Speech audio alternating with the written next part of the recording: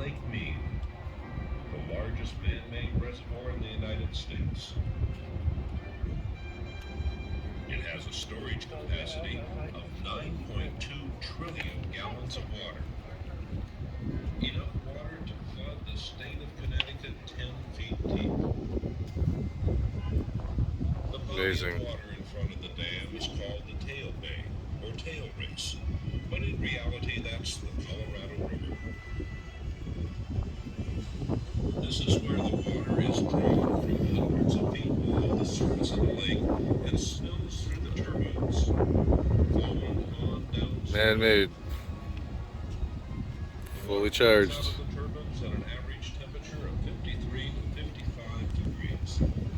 The new generators they installed.